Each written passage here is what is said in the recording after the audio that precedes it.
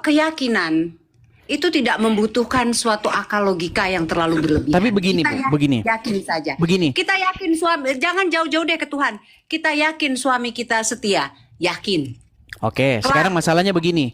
Islam Ya kan? itu bukan yang keluar dari mulut saya, bukan yang keluar dari mulut ibu, tapi Islam itu adalah apa yang diajarkan oleh Muhammad, betul? Mas, Nabi Muhammad itu adalah panutan. Iya, Islam adalah apa yang diajarkan oleh Muhammad, betul? Apapun yang dilihat, yang dia lakukan. Nah, yang dia lakukan ini kan dilihat dari berbagai macam pandangan. Penglihatan orang yang berbagai macam ya pada saat itu. Bisa saja mereka mentafsirkan lain. Bisa saja pengertian dari satu orang dan satu orangnya lain, dari para sahabatnya itu pun lain gitu loh. Baik. Ya, Kalau ini kira-kira bagaimana? Apakah kita di sini masih berlainan di sini? Ini adalah ajaran agama Islam nih. Makanya saya tadi bilang, mustahil seseorang itu menjadi orang baik tapi di detik yang sama dia Islam. statement siapa itu berkata Itu statement seperti saya. Itu statement saya. Kalaupun ada saya percaya banyak orang yang KTP-nya tertulis Islam tapi dia baik. Teman-teman saya, keluarga saya di KTP-nya Islam tapi dia orang baik. Karena apa? Karena dia tidak menjalankan ajaran agama Islam. Seandainya dia menjalankan agama Islam, dia akan jadi orang jahat. Nih, saya tunjukkan. Bagaimana jika orang Islam menjalankan ajaran agama Islam? Nih, saya balikkan ya. Perhatikan. Nih, saya tunjukkan. Perhatikan. Sebentar, agak sedikit blur. Nih, ini hadis, nomor hadisnya ini. Ya, dari Abu Hurairah radhiyallahu anhu, Rasulullah SAW bersabda, janganlah kalian memulai salam kepada Yahudi dan Nasrani. Apabila kalian bertemu dengan salah satu dari mereka di jalan, maka desaklah ia ke jalan yang sempit. Ini ajaran Islam. Kalau ketemu dengan orang Yahudi, orang Nasrani di jalan, desak mereka, persempitlah jalan mereka. Makanya saya tidak heran kalau ada orang Kristen di jalan, ada orang Islam pasti dibubarin ibadahnya. Makanya saya bilang ini ajaran orang Islam. Makanya saya bilang mustahil seseorang menjadi Islam di detik yang sama dia jadi orang baik. Nggak pernah disuruh gitu, nggak pernah. Oke, ini hadis siapa? Nggak tahu saya itu hadis dari mana. Nah, Hadis makanya saja. tadi saya bilang Bu Belum Bima, tentu valid hadis yang sama. membuat Ibu Bima masih Islam adalah karena Ibu Bima tidak mendalami agama Islam. Seandainya Ibu mendalami agama Islam, saya yakin besok pagi Ibu tidak jadi orang Islam lagi. Tidak ada. Saya sampai mati tetap akan memeluk agama Saya Islam. maklum karena Ibu tidak memperdalam agama Islam. Kata siapa?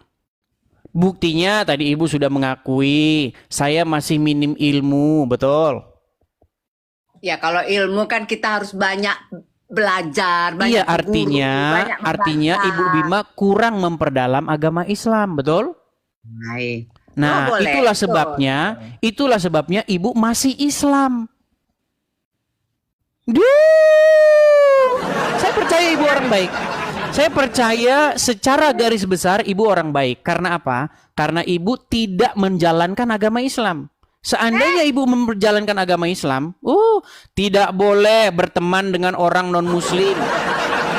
Sekarang saya tanya Bu, saya percaya Ibu walaupun di KTP Islam, tapi Ibu kalau memberi makan orang, saya yakin nggak pandang bulu. Mau Kristen, mau Buddha, mau Hindu, kalau Ibu punya makanan pasti Ibu kasih tetangga, betul? Tapi sayang sekali itu bukan ajaran agama Islam. Kata siapa? Saya tunjuk lagi nih, berat ini teman-teman. Saya akan tunjuk lagi. Mas itu cari referensinya itu ke Ustadz Nu bener atuh. Ini adalah ajaran agama Islam. Saya tunjukkan lagi hadisnya ya. Aku tidak pernah belajar cak itu. Nah, Salah itu, Mas, tuh. ini makanya saya bilang kenapa Ibu masih Islam, karena Ibu tidak memperdalam agama Islam. Nih, saya balik kamera saya. Saya tunjukkan lagi nih. Ini kalau jadi orang Islam. Ini. Mas Edis ini manipulatif ini Mas Edis. Tidak nih. Dari hadis riwayat Abu Daud, Ahmad, Ibnu Hibban, Ad-Darimi nih. Ya, dikatakan begini dari Abi Sa'id Al-Qurdi Ya, radhiyallahu anhu bahwa Rasulullah SAW bersabda, janganlah kamu berteman kecuali dengan orang mukmin, dan jangan pula seseorang memakan makananmu kecuali orang yang bertakwa. Mas, udahlah, Mas itu makanya kalau memang benar mencari ilmu keislamannya itu, pergilah ke Islam-Islam ataupun tokoh-tokoh ataupun ustadz-ustadz, guru-guru yang memang sudah tinggi ilmunya. Sudah saya lakukan. Ada kate. Sudah Bu, Ibu ini apa nggak pernah dia? baca Al-Quran. Aku ini udah belajar agama Islam itu sangat dalam sekali. Dah kate. Aduh. Sekali ngomong Nggak sama marah. biasa baik. Biasa baik kau itu dah kate kau tuh. Aku Islam, aku paham. Udah Tapi pernah. begini Bu Apa? Bima. Pertama-tama saya mengatakan ada dalilnya, ada dasarnya. Saya tunjukkan di Dalil layar. kau tuh dalil kacang itu dak kate. Nah, ini Itu dia yang kau masalahnya. pakai. Yang kau pakai itu dalil. Ini namanya receh. sifat-sifat begini Bu Bima. Ini namanya sifat-sifat menolak kenyataan. Kita tidak boleh seperti itu. Fakta adalah fakta, tidak boleh kita menolaknya. Nggak gini kan, tadi kan kamu udah, Mas Edis kan udah tahu tuh, dasar basicnya sendiri, Islam sendiri kan ada 73 golongan. Ya, jadi Mas Edis sendiri melihatnya itu di mana dulu gitu loh. Gini, kenapa saya katakan Ibu Bima adalah termasuk 72 golongan yang sesat? Kenapa? Pertama, karena satu, tidak menggunakan dalil. Ya kan, sedangkan saya itu menggunakan dalil-dalil. Contoh surat An-Naba ayat 33 bahwasanya orang-orang bertakwa pahala ya hadiahnya adalah gadis-gadis yang berpayudara besar. Itu Al-Quran yang mengatakan. Lalu janganlah makananmu dimakan oleh orang kecuali orang yang bertakwa. Janganlah kamu berteman kecuali dengan orang muslim. Enggak, saya tidak sepaham dengan itu. Masalahnya itu ajaran agama Islam. No. Makanya sudah saya bilang mustahil seseorang menjadi Islam di detik yang sama dia jadi orang baik. Kalaupun ada orang Islam yang baik itu karena dia tidak menerapkan ajaran agama Islam. Apakah kita penting memperdebatkan suatu kata-kata yang dibuat oleh manusia sendiri sehingga mengenyampingkan yang namanya kesucian ruh kita sendiri? Sekarang, apakah saya mengatakan sesuatu yang saya kata-katakan sendiri? Apakah itu yang tertulis di dalam literatur agama Islam? Dibuat oleh siapa? Bukankah Anda... Oke, sekarang saya tanya. Ibu percaya nggak bahwa Al-Quran itu firman Allah? Saya percaya Al-Quran. Tetapi Oke, kalau yang tertulis di dalam An-Naba 33 tadi apa? Nah, itulah makanya ditafsirkannya itu dari berbagai macam perspektif, Mas. Ini tidak penafsiran. Waqaiba atroban. Artinya adalah gadis-gadis yang berpayudara menonjol. Mas Edis itu terlalu cetek pemahaman tafsiran dari Al-Quran itu sendiri. Secara gini, Mas, kalau kita itu ibaratnya sudah menjadi ruh, apakah masih kita pandang itu yang kayak gunung-gunung apa tadi Mas bilang itu? Nah, itulah ajaran agama Kristen. Nih, ada satu dialog antara Yesus dengan orang-orang Saduki. Jadi ada satu sekte dalam agama Yahudi yaitu orang-orang Saduki. Orang-orang Saduki itu tidak percaya dengan kebangkitan orang mati. Kalau orang sudah mati, sudah selesai hidup ini, nggak ada kebangkitan. Nah, orang-orang Saduki dalam tanda kutip mereka mengejek Yesus dengan pertanyaan begini. Guru adalah seorang wanita. Dia memiliki suami, kemudian suaminya meninggal. Nah, kemudian dia mengambil suami lagi, suaminya meninggal lagi. Mengambil lagi sampai 7 kali. Lalu perempuan itu pun mati. Pada hari kebangkitan nanti, siapakah yang menjadi suami dari perempuan itu? Sebab dia telah bersuamikan 7 orang. Apa kata Yesus? Kamu betul-betul sesat. Karena pada waktu hari kebangkitan, orang tidak kawin dan dikawinkan, melainkan hidup seperti malaikat di sorga. Orang tidak kawin lagi, tubuhnya tidak membutuhkan lagi makanan untuk bisa hidup. tetapi dibangkitkan dengan tubuh yang baru. Nah, sedangkan di dalam ajaran agama Islam lanjut. Loh, bahkan ceramah, ada ceramah dari satu ustazah, ceramahnya sangat viral dan fenomenal. Apa dia bilang? Di hari surga besok, Bu, ya, jangankan pangeran-pangeran, suami orang pun tidak apa-apa. Itu ajaran ustazah yang sangat viral. Mungkin sebenarnya nggak harus jadi ustazah itu saya kali ya. Nah, makanya coba tanggapi dulu itu ustazah yang lagi viral. Dia bilang apa? Jangankan pangeran, kata dia, dengan logat Minangnya. Jangankan pangeran, suami orang pun nggak masalah kalau mau. Itu surganya Islam. Turunin Bang, bosen katanya. Oh, udah disuruh-suruh saya. Gimana kira-kira? Boleh kita lanjut lagi besok atau bagaimana? Oh, nggak masalah. Saya tadi juga sebenarnya agak menarik sih ilmu ini ya. Sharing ini gitu kan, debat ini gitu kan.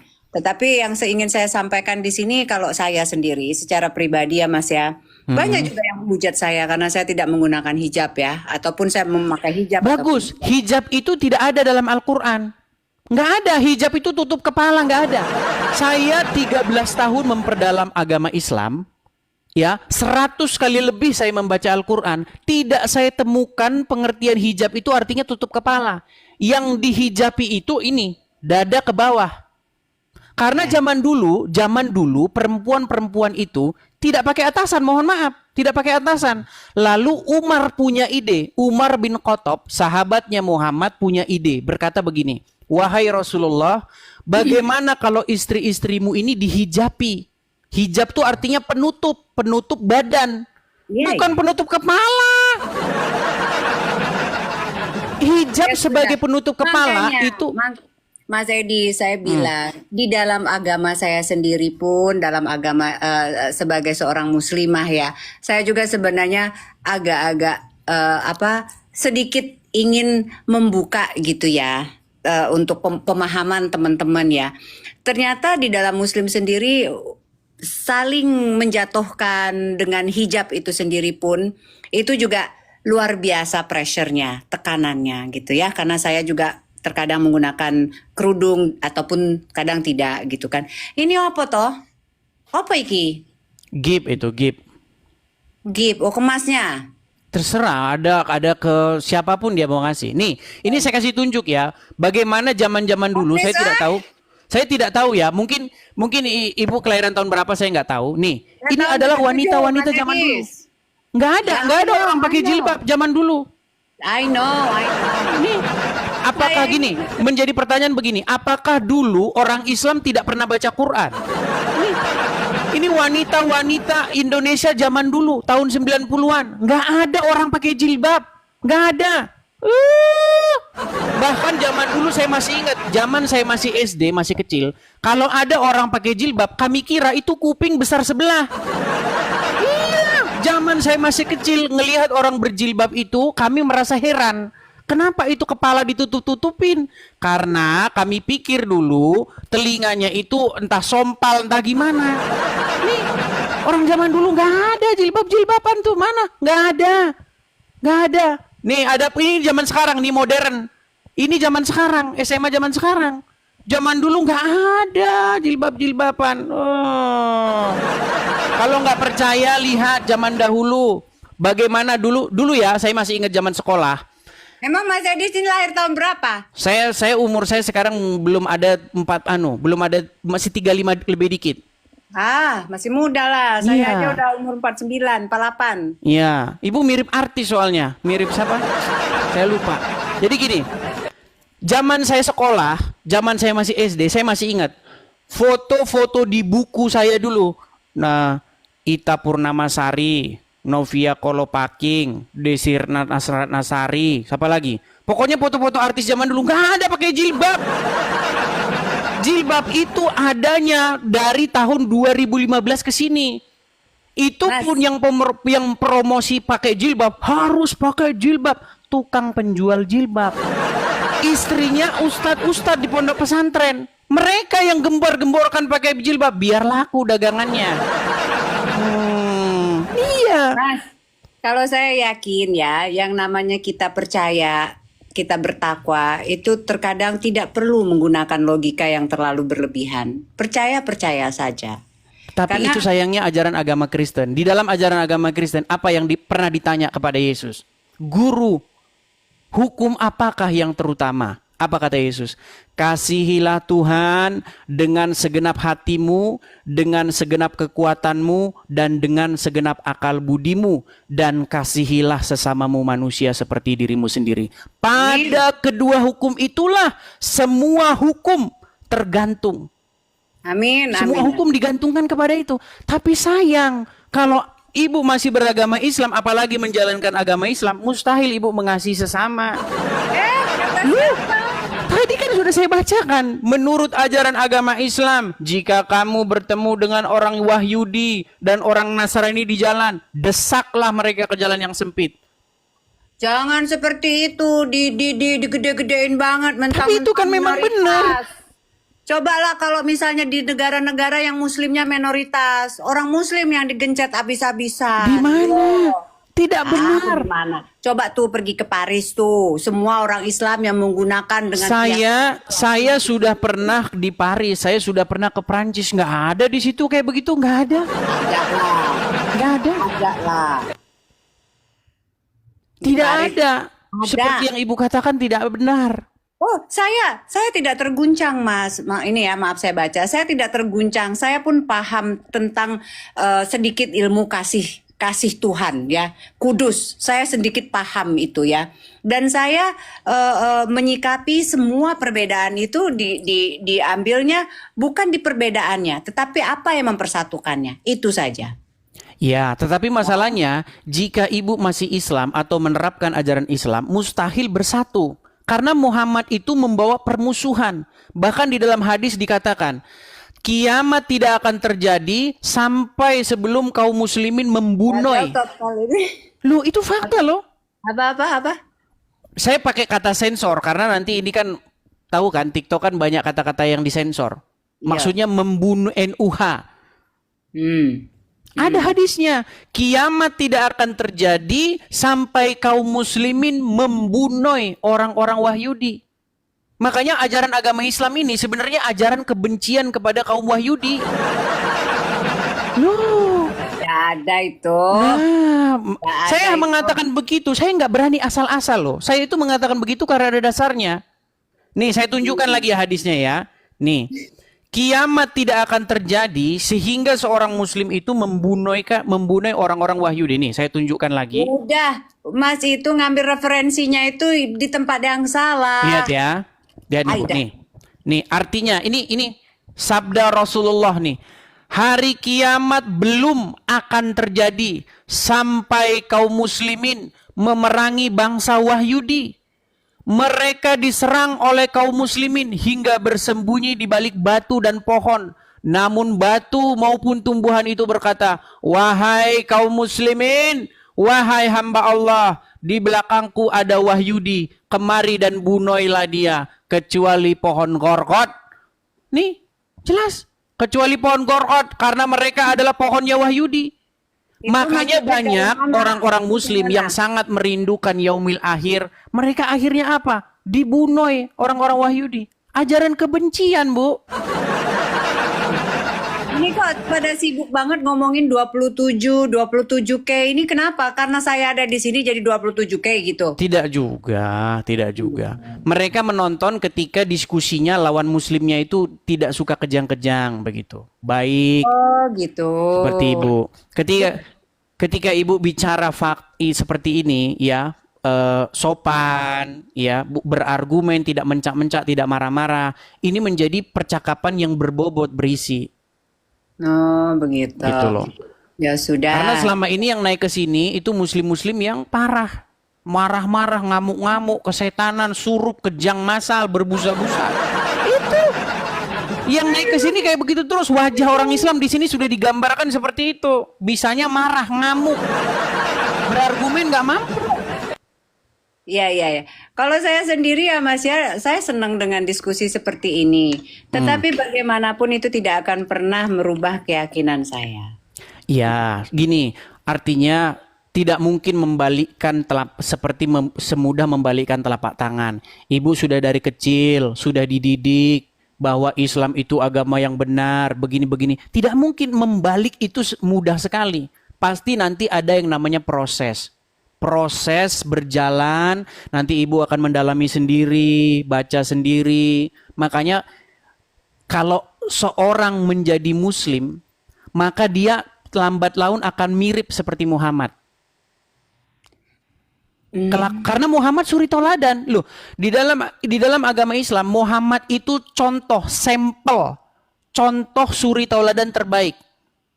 Yeah. Muhammad menikahi anak di bawah umur namanya Aisyah. Loh, kan ibu kan belum tahu. Tahu dong, saya tahu. Nah, Tetapi bagaimana jangan kita dapat disamakan- mencontohnya?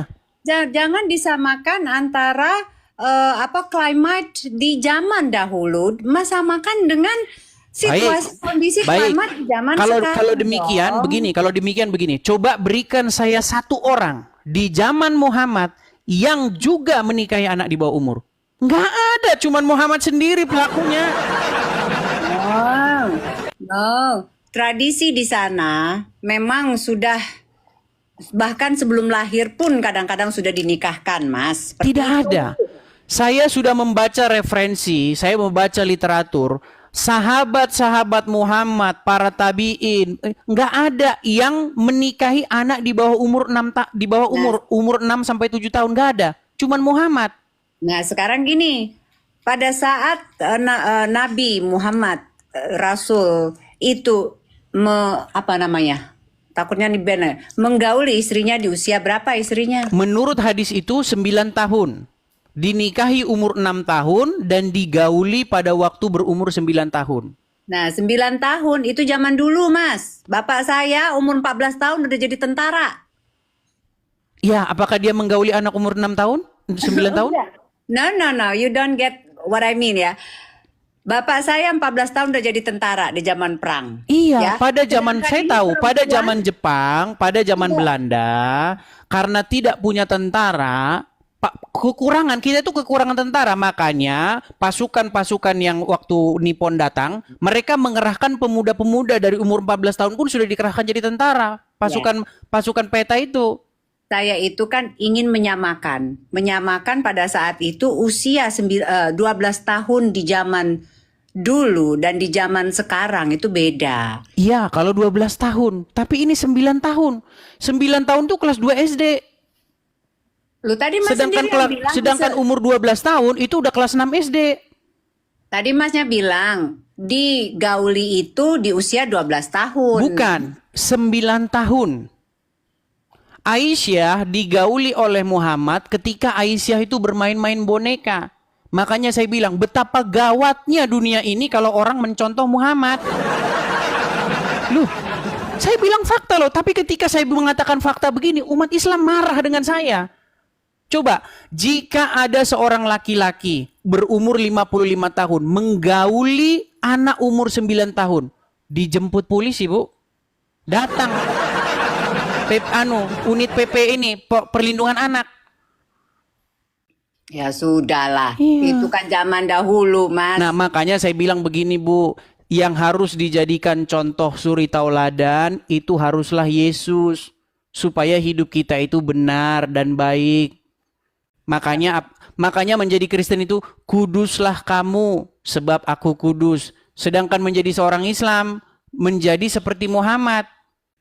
Betapa bahayanya kalau orang jadi seperti Muhammad. Aku diperintahkan untuk memerangi manusia sampai mereka harus. Loh, ada hadisnya. Itu Ada kan hadisnya loh. hadis. Kalau enggak darah dan harta mereka tidak terpelihara. Mas itu katanya udah 13 tahun baca Al-Quran. Masa tidak menemukan keindahan dari situ? Ketika saya dengar dari umat muslim yang awam-awam, yang unyu-unyu, memang begitu. Islam itu indah, rahmatan lil alamin. Casingnya. Tapi ketika saya badalami, nih saya kasih contoh lagi ya. Nih, jikalau seorang muslim mencontoh Muhammad, inilah yang terjadi, Bu. Lihat ya, perhatikan nih. Di dalam Sunan At-Tirmizi nomor sekian-sekian nih, 2531. Apa dikatakan di sini nih? Perhatikan ya. Nih, Rasulullah Shallallahu Alaihi Wasallam bersabda, saya diperintahkan untuk memerangi manusia hingga mereka mengucapkan tidak ada Tuhan yang berhak disembah selain Allah.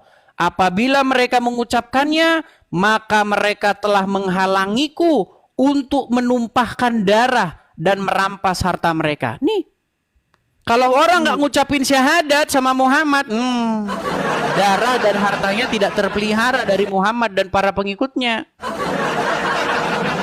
Ini hadisnya, saya tidak mengada-ngada loh. Ini semua dalilnya ada ketika saya berbicara. Saya tidak berpinjakan pada hadis 100%, Mas. Nah, berarti ini yang saya bilang sulit. Tapi tidak apa-apa, itu proses kok. Saya tahu itu proses.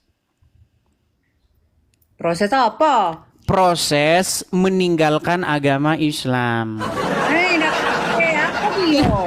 Iya, karena memang pada akhirnya nanti kalau kita betul-betul mendalami, nanti kita waktu tidur malam-malam pikirkan sebenarnya kita ini mau kemana, dari mana asal usul manusia ini, kemana manusia ini pergi, ya kan? Ya, kalau saya sih punya keyakinan bahwasanya saya ini dari ruh itu adalah dari Tuhan dan akan kembali ke Tuhan.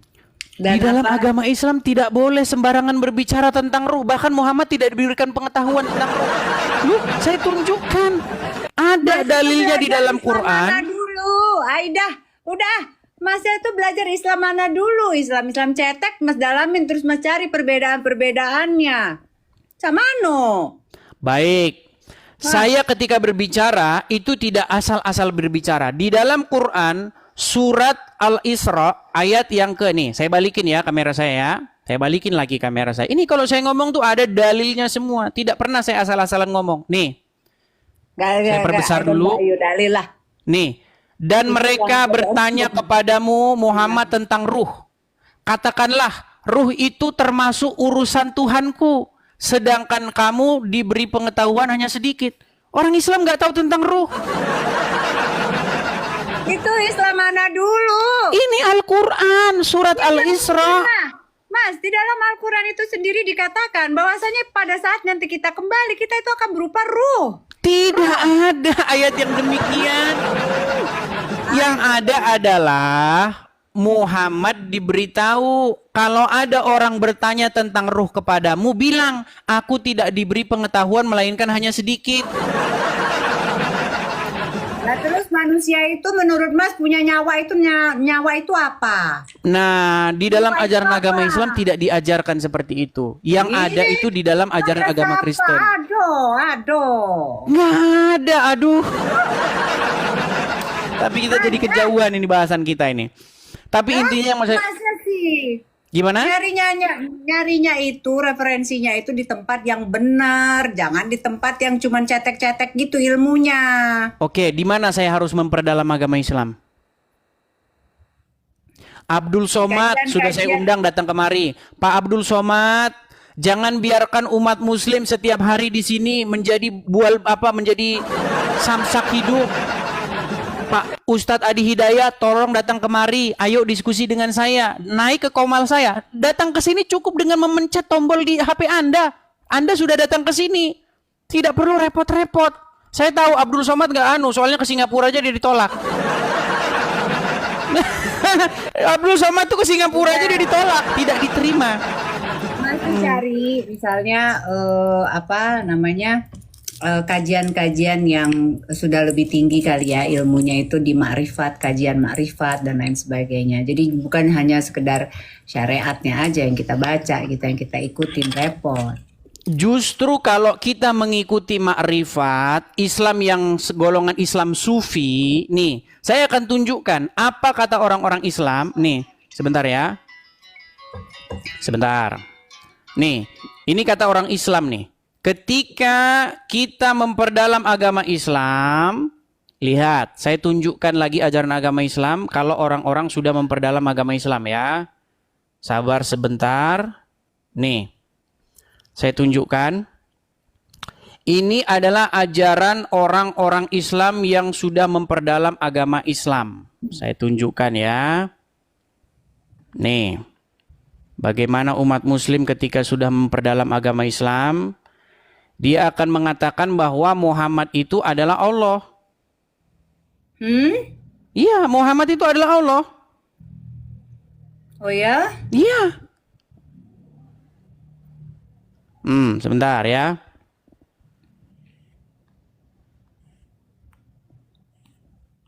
Sebentar gimana? Nih, saya tunjukkan. Nih, lihat, dengarkan. Muhammad itu juga yang bernama Allah. Allah namanya Muhammad wujud. Jelas? Ya. Bukan Muhammad jadi Allah. Allah tuh cuma nama. Wujudnya itu adalah Muhammad. Rupanya jadi insan itu sebenarnya Muhammad. Muhammad itu sebenarnya wujud Allah. Wujud Allah. Asa. Ini asa 3 in 1. Jangan bahasa keluarnya nih.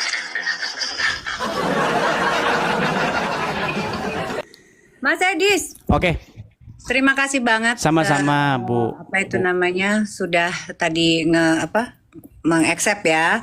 Dan ya semoga gini deh Mas Edis, kalau boleh saya titip, lebih baik kita mengedepankan kesamaan, jangan Seharusnya itu yang saya ingini, supaya Islam bahas agama Islamnya, Kristen bahas agama Kristennya. Tapi yang terjadi orang Islam bahas agama Kristen terus.